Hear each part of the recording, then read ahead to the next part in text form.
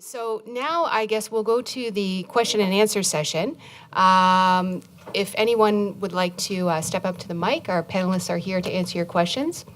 I think maybe to get things started off, I'd like to ask our panel something very quickly, having to do with research. So with, where do we put our research dollars? I mean, do we focus on resilience planning or should we focus on adaptation goals? Sorry, go ahead. Are these on now? Honestly, I think what an economist would say is you want to try to estimate the benefits and the costs of each possible investment you're going to make and invest in the one that has the highest net benefit first. But honestly, when it comes to climate change and when you're talking about R&D, there's a lot of value in diversifying the approaches that you're using because you don't know up front exactly what is going to work and what isn't. So maybe this is a cop-out answer, but I would say that I wouldn't kind of say that one should come before the other. I think they're both going to be very important. So, thank you. I would say that the idea of really big funding, having gigantic pots of money to throw at this problem, and the idea that scientists will get organized and answer the question, it's nice, but in actual fact, we need lots of smaller pots of money to be able to fund the lots of different things that need to happen. Maybe we need some medium-sized pots to be able to organize and network so that we can put our ideas together. If I had a criticism of the government that we have today, it would be that they've put a lot of stock in the idea that big funding can lead to big outcomes. And I haven't seen the big outcomes yet, so I'm not 100% sure that big funding will get you there. But what you do need is a lot of mid to small level funding, and that needs to be consistent. And I think you're right, it needs to go in all kinds of directions because the actual answers are going to be all over the place. I guess I would start with a really useful definition of resilience that I like. And that's, one is the ability to bounce back after an event. The other one is to learn after an event in terms of what's needed in the future. And then the third is actually the ability to withstand future events. And that's where climate change is so important, right? Because we have to be able to withstand future events. And in the health sector, one of the things that I think we need research around is how effective are our current adaptations? And are we actually adapting just for current climate variability? So for example, the heat events that we see right now, are we ready for the future ones? And so that's along a broad range of different types of health concerns. So I think that's something that we need to look at. But I did mention the issue of really getting better data on some of the health outcomes that we may or may not be seeing right now. So I think there's sort of a package of research that we probably need to do. And so perhaps with the other speakers, I wouldn't necessarily differentiate between the two, saying one or the other. Mm-hmm. Multidisciplinary.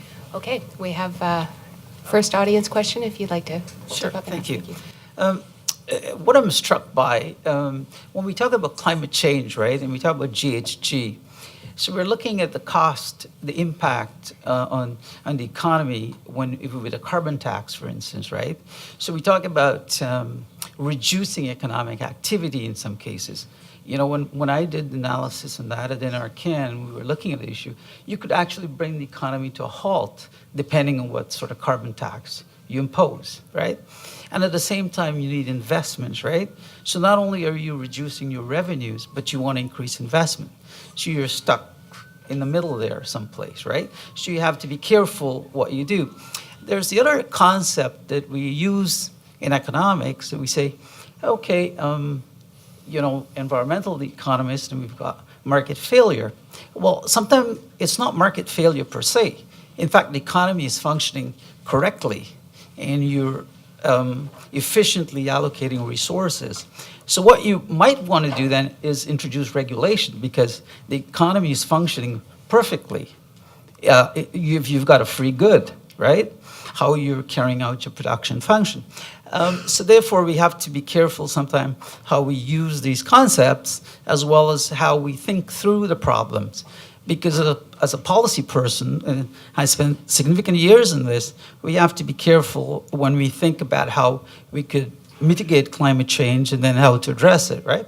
So these are big issues, right, that cannot be answered at one time. And I think the question also about investment in R&D and innovation is very crucial, and how we scale this forward and having that conversation. So, but I think we have to be very careful. And the other issue I want to mention is that, we had a lot of discussion about the impact of GHGs on global warming. And we've dropped that term a fair bit, right? We moved to climate change, right? Because people could see events and they could relate to these events. And now we had also a standard. So when we want to look at the delta, what are the changes of climate events, not necessarily the natural events that would have occurred. We want to see what are the changes. And you did show some changes, right? And the impact on the economies. But then we have to look over a significant period of time and see how we did with these various events over a long period of time. Thank you. Those are just some comments. Thanks very much. Okay, next question.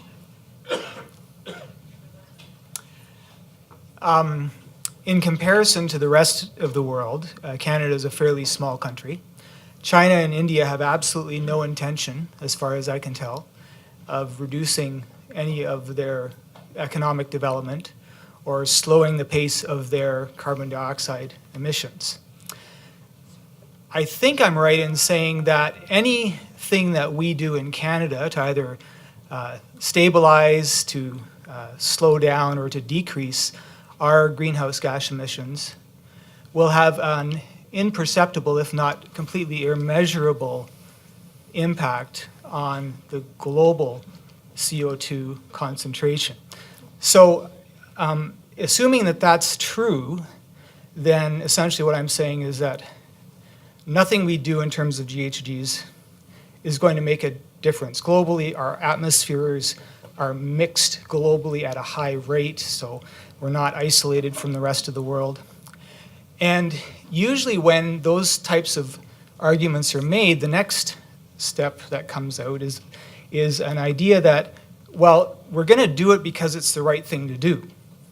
And so I see in that a transition in the argument, that the argument becomes something that's no longer actually based on science because there's nothing to measure and we're not going to be able to see anything that we measure. There's no hypothesis we can actually check to go against, so it's not scientific. But it becomes then a moral argument to say that these things need to be done because they're the right thing to do morally. And I'm just wondering if you'd like to comment on that tension between those two forms of the argument. I think China and India were signing on to the latest Paris Agreement, and I think there is an onus on the countries that contributed historically the most to the climate change problem to start solving it, to start implementing carbon taxes. And I don't think that there is an unwillingness of other countries, large countries such as China and India, to take on a carbon tax if we also do so. But I think the argument, I think it's kind of a defeatist argument to say that, well, we shouldn't start because nobody else is doing it. I think that it's actually more of a subtle argument. The idea is that if we start, the other countries will also come on board. So I think I have a more kind of positive take on this argument than what you articulated. First off, I'm almost sure you were in my class this morning. Were you there? Because I heard exactly this, exactly the same points, almost in exactly the same words. So it's a little eerie, but then I hear it about twice a week. So I'm with you. I take a more positive tack on it. My argument always is, if Canada can't figure out how to reduce emissions, given everything that we got, nobody can. Nobody can do it if we can't do it. So we have an onus, I think, to do it. The other thing is, I think we can make a lot of money doing it. I think that by figuring out the path forward, figuring out how to make a true low-carbon economy work, how to make a true circular economy work, how to come up with the low embedded carbon, low embedded energy type products that actually can do what needs to happen at the global scale, I think we can make a lot of money. And I'm not alone. There are other people out there that kind of buy into that. So I see it kind of selfishly. I think we can make some bank. There's I a think benefit to more being of the it. first to come up with an innovation. So the earlier you start, the better. Yeah. So I do hear it. Yeah. Maybe just from the health perspective, I can add a couple of quick things. One is we really do need to be concerned, certainly in Canada, but I think internationally, in terms of the equity impacts of climate change on health. So as I think I mentioned in my presentation, there are certain populations that are being impacted more right now, but will be increasingly in the future. And so, what kind of measures can we take to provide assistance to them? And public health authorities are thinking about that right now, for example, with things like, again, heat alert and response systems. And this theme comes up in the Lancet Commission on Climate and Health. They actually do a countdown every year on how the world is doing addressing climate change impacts on health. And in Canada, the Canadian Association of Physicians for the Environment, they do a Canada briefing on that, on how Canada's doing.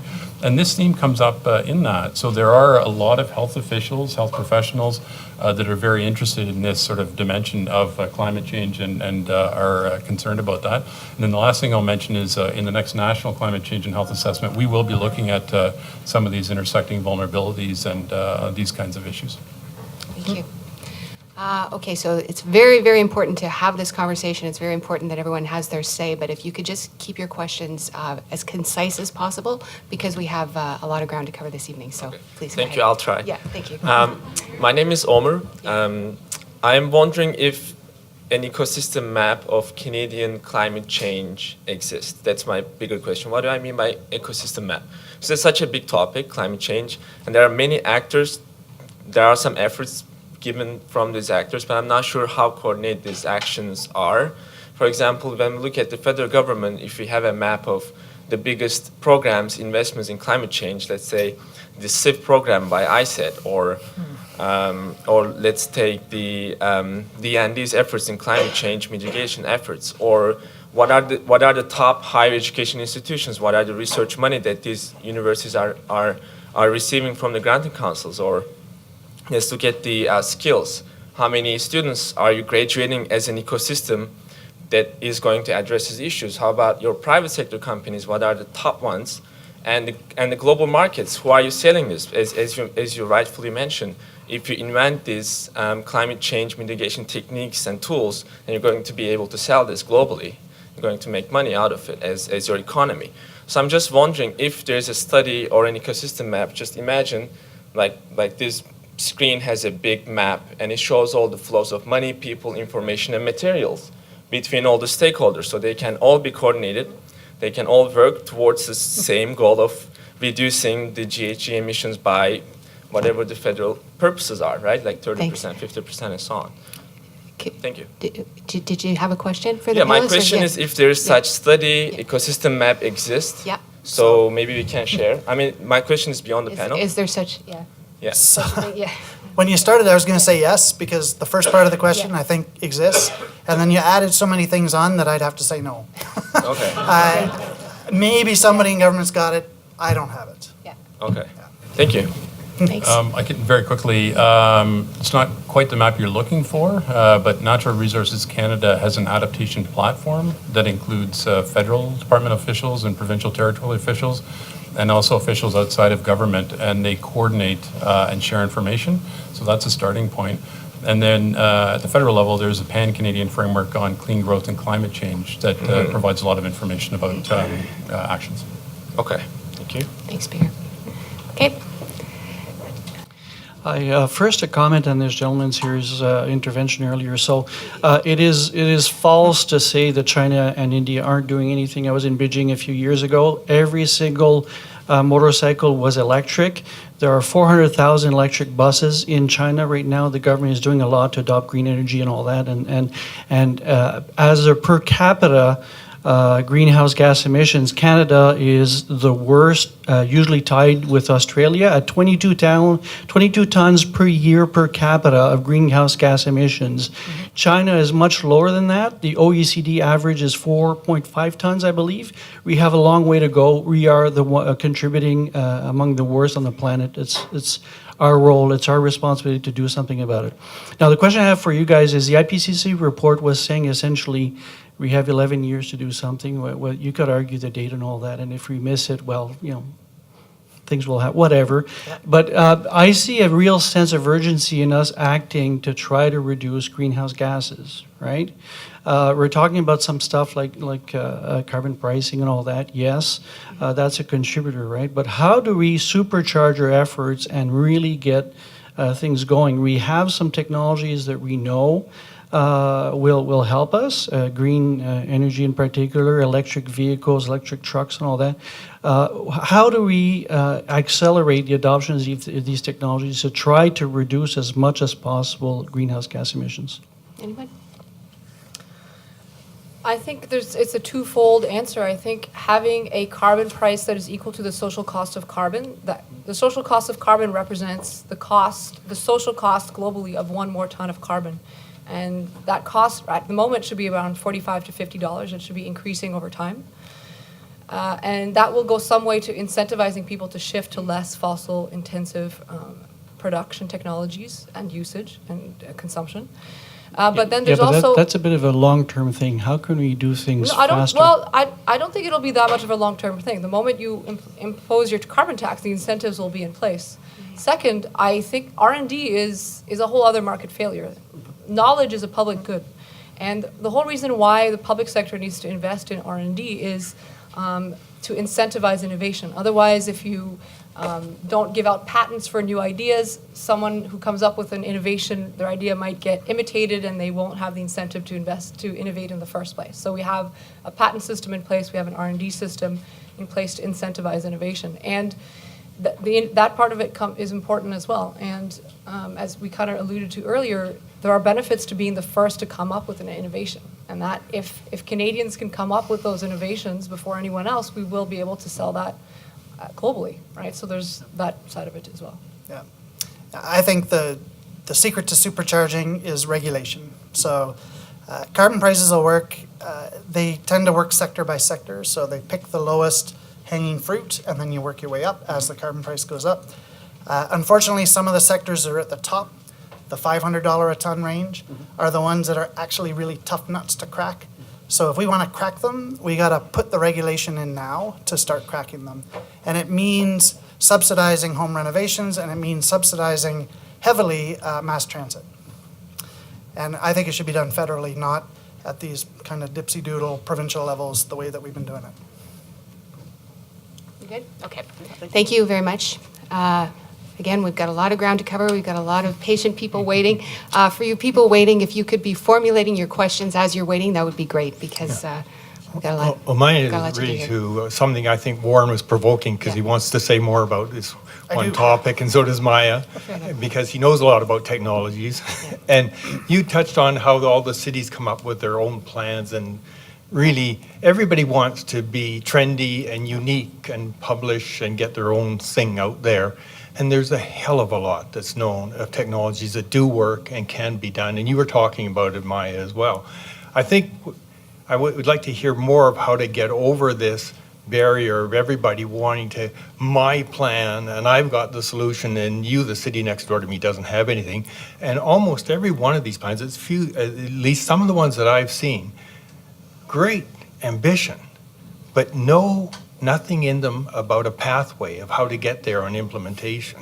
So for the two of you, I think you were just throwing it in there, Warren. Sure. Well, thanks, Blaine. So I appreciate you throwing that in. Absolutely, there's a bunch of technologies that work.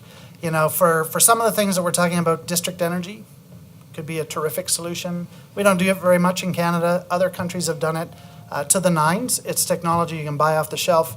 It's pretty simple to implement. You kind of have to time it when you're doing road work, right? That's kind of what it comes down to. Transit, there are lots of countries that do transit better than us. And there's no reason that we couldn't be doing transit better, no matter what happens to the TTC or OC Transpo or whatever. There are better ways to do it. I really wish that instead of everybody coming up with their own plans, we would resource an office to help individual municipalities, individual groups, come up with plans that could dovetail together.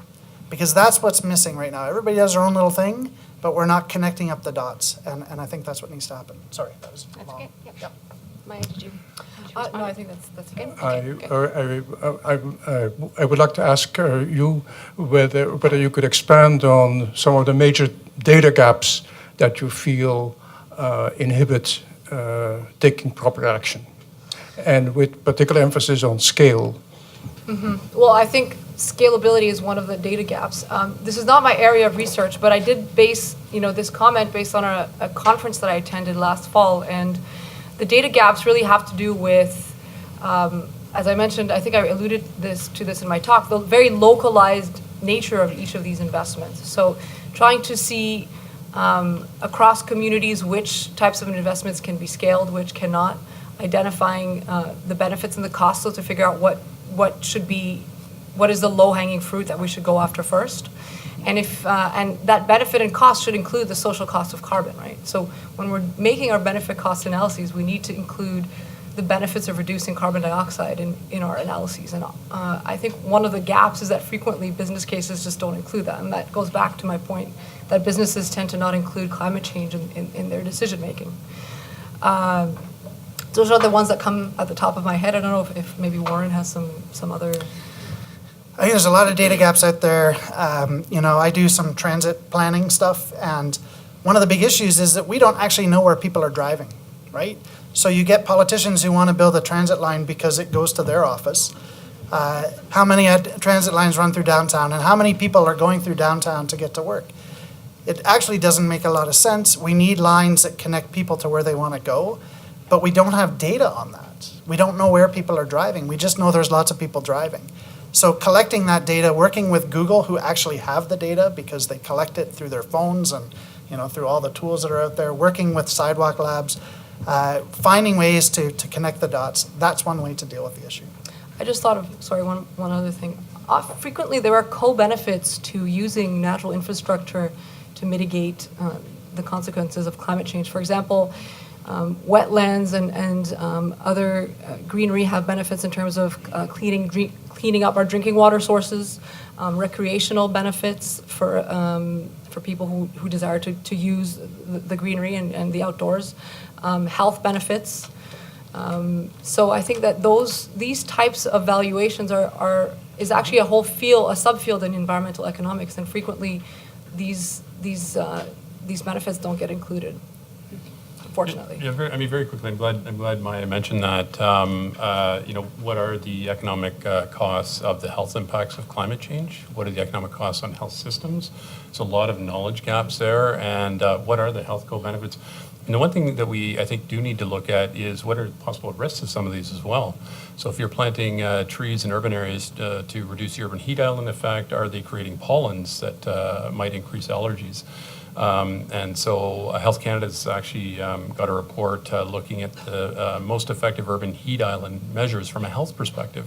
And so there's lots of information that's needed along this line. Thank you. Next. Thank you. My name is Lucy Rodina. I'm a policy analyst with the federal government, but also I'm a researcher on water resilience. My question is on natural infrastructure. I really appreciated that you brought it up in your presentation, and it came up in your answer. So natural infrastructure or nature-based solutions, or we use other terms as well, are increasingly of interest to municipal, federal, and provincial governments, and also researchers. And there's so many debates about its actual cost, the does it do the benefits outweigh the cost, like the balance of these things. But my question is more around, do you starting to get a sense of what are some enabling factors to help uptake and go around some of the barriers? I mean, knowledge gaps, that's self-explanatory almost, but if you're seeing, especially from cases that you're studying of implementation, what are the factors that actually help these projects get on the ground? I don't know if I can say something specific, but one thing I can note is at Ottawa U, the Smart Prosperity Institute has a whole kind of sub-research group that is explicitly trying to push forward on data and information on natural infrastructure investments.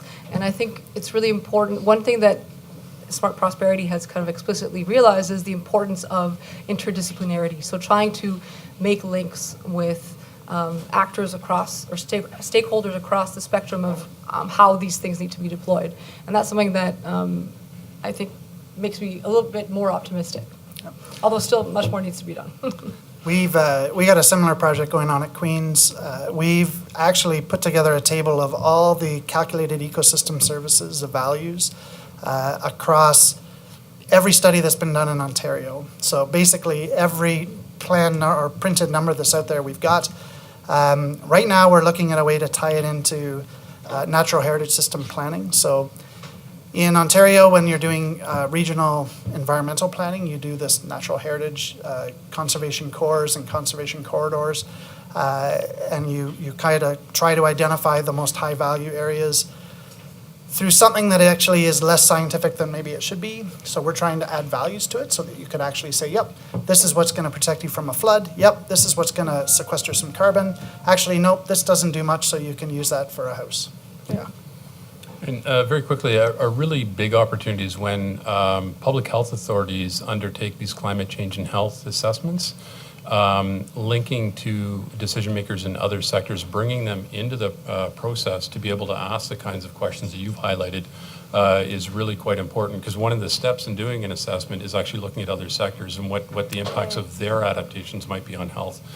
So as we get more and more of these assessments, we're going to get more of the kind of information I think that you've indicated is important, and I agree. Thank you. Okay.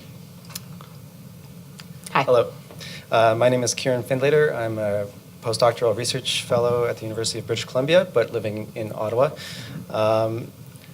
I study how people interpret and respond to climate risks. And so I have a question for the whole panel, including the moderator, if she has an opinion about this, about framing. We've touched on a lot of framings around climate change in this discussion, the broadest maybe being sustainable development, and then adaptation, mitigation, resilience. Yeah, those are about the four that we've touched on today.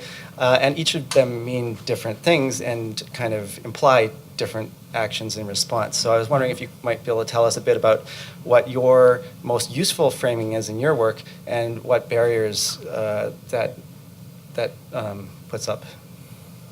Who wants to start? You want to go first? I can go first. So I've actually struggled with this quite a bit because for years and years I kept confusing resilience and adaptation and mitigation, and I could never keep them straight.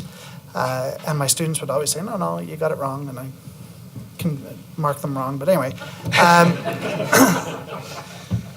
I actually think a lot of those strategies blend together, first of all. I think that what we call mitigation, providing more shade or something like that, is actually adaptation. So I really don't see the difference between a lot of these strategies. I think that lived experience is the best, and now people often have lived experience that you can point to, and you can say, listen, remember how your basement flooded last summer? Well, look forward to that, because we're going to get these types of rain events, and that's going to keep on happening. So don't spend $150,000 renovating your basement. Maybe just leave it so that you can pump it out when it does fill up. I think that talking about heat waves and cold snaps, is a good way to talk about what the long-term impacts of climate change are going to be. It's not going to just be everything is a bit warmer and everything else continues on. It's going to be that we're going to get all this variability built into our weather, which means we have to add a lot more resilience to our construction and to our infrastructure. That seems to be the argument that people relate to because it's what they're investing in. They know the government isn't going to come in and improve their air conditioner, for instance. They know that they're going to have to do it, so they're willing to talk about it. I'm going to give a very economic-y answer. I think that, so a lot of the research that I do is on energy and the most cost-effective way to achieve energy reductions. And a recent project I've been working on is with a utility in Medicine Hat in Alberta, and we did a randomized controlled trial along the lines of kind of behavioral economic nudges. And what we found was actually, and this is not just in this context, I think the literature in economics has found that telling people how much money they're wasting on their energy bills as a result of the lack of efficiency of their homes relative to their neighbors is kind of a very effective way to motivate them to try to change their behavior to save money. So I think the pecuniary, and there's actually been a study that explicitly compared kind of telling people basically that consuming too much energy is immoral versus just telling them how much money they're losing, and the money frame was the most effective. So I would say the pecuniary frame can be quite useful. I just mentioned that we provide information to health authorities. And so they are really on board in terms of climate change being a risk as soon as you see the evidence. And because a lot of them take the precautionary approach, the framing hasn't been so much of an issue. In terms of the public, there were some issues with, when they receive certain alerts, weather alerts and things like that, whether or not they would take sufficient action, whether or not they thought they were vulnerable. And so one of the things that we developed on the heat is a communications toolkit for health authorities to use. And so there's a lot of learning that needs to be done around that. But there are successes that are starting to be seen in terms of some of the communities reporting that people are really starting to get the message. They're starting to take this very seriously. The other thing is some of the research results that we're seeing, I think, can really help change. So there's a result that came out of the US about how heat could be linked to congenital heart defects in newborns. So, you start thinking about sort of the future generations and that kind of thing, and that sometimes specific research results can get people thinking a little bit differently about what climate change might mean. So I'll just add on to that from a communications perspective. Conveying the effects of climate change are a huge challenge. And having a communications toolkit is amazing. It's a great idea. That everyone should have them. But I mean, what you have to think about is managing your audience expectations. Start with what you know, not what you don't know. Be clear about the scientific consensus. Understand what's driving people's views. Understand your audience's expectations, and convey that the most important question is when, not if. And also tell a human story. I mean, if you're trying to reach people who aren't necessarily on board or don't really understand all of the issues, it's very helpful to tell a human story, to tell someone why this is important to them in their personal life. Thank you. Thanks. It's a wonderful panel. Yeah. Thanks for your contribution. My name is Peter McKinnon. Among some of the things I've done, I've been a glaciologist, so I've looked at the climate from the last few 100,000 years, reconstructing some ice cores. But I'm very involved in the present and the future aspect of climate. So I have a two-part question. The first part's got a very simple yes-no answer, and it'll feed the second part. So with respect to urban planning, and it doesn't only cover what we're talking here, but many aspects of urban planning, do you see open data as a critical issue in helping address climate change as a policy within the urban communities? So yes. Yes, no. Yes. Yes. Yes. Yes, okay. The second part. I've heard a lot about various plans. You gave us some excellent examples of different urban centers in Canada, and mixed comment about the quality and so on. My comment then, or my question is, do we have any kind of methodology that can be applied across the board at scale, no matter what the size of the urban community or even rural areas, not unlike the Sendai agreements that under the United Nations with respect to resilience? Thank you. So the quick answer to that is we're starting to see some frameworks emerging that could be applied at scale, and to different centers. The first few plans that came out, and I talked about some of the early plans, they faced a lot of challenges because nobody had done it before. And so, yes, I slagged them a little bit, but the truth is that they were pioneers. They were trying to figure out something that nobody had done, so they should get a round of applause for doing something that nobody had done. We're now at a point where We've seen some of those challenges. We do have good ideas. We just haven't implemented it. And that's why I'd like to see some resources put into resourcing the planning so that we could do that more effectively and more cohesively across a number of scales. Good? Okay, thank you. Next. And I think we're very quickly running out of time, so I think we'll do 1, 2, 3, 4, and then leave it at that. And then we'll Thank answer. you. Yeah. Sure. Okay, for right here, how's the city of Ottawa doing? And assuming that the answer is going to be mixed, what, in your view, would be the most useful things for council to pay attention to and for people who are interested in moving it forward? Hi, I'm in transportation planning. So our Environment Commissioner, Diane Sachs, said that Ontario, sprawl is to Ontario what the oil sands are to Alberta. That it's a huge environmental disaster that we've let our communities sprawl as they are.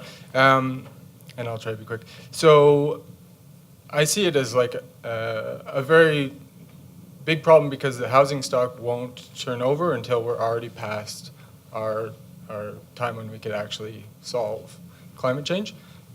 What kind of ideas do you have for these, more than half the population who live in these places that are unsustainable? Thank you. I think I misspoke. I didn't mean we'd go through all 4 questions at once. I just meant we'd have to cut it off after these 4 questions. So, panel, I don't know if you want to address these first 2 questions. Well, actually, those two go together well. Great. So Yep. I'll Yep. jump in there. Yep. What I think that Ottawa needs to do a little bit more is pay attention to the sprawl issue for sure, and then the trans-border issue, because it's Ottawa-Gatineau, not just Ottawa. You have many people that are commuting back and forth across a border with a fixed number of links. An integrated transit plan, and I know there's been discussions around it, would help immensely to deal with that. And then again, looking at the data, where do people actually need to get to, in order to do their work, so that we can design the transit and design our communities effectively. That's how we deal with the sprawl issue. If everybody who's living out in Canada or Stittsville or wherever is commuting into downtown, then we've got a problem because all the jobs are clustered in one place and the people are somewhere else. Maybe the federal government can replace one of their office buildings with an office building out there and people wouldn't have to go as far. Things like that. I'm answering quickly because I'm cognizant of time. Thank you, yeah.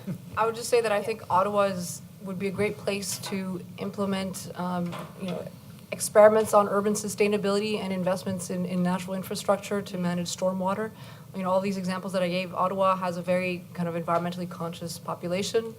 I think it's, very educated population, so I think there would be a lot of support for these types of investments. Mentioned very quickly, Ottawa Public Health is quite interested in climate change and health issues, and we have worked with them on heat and health issues, so that's really great. Great, thank you. Okay, thanks.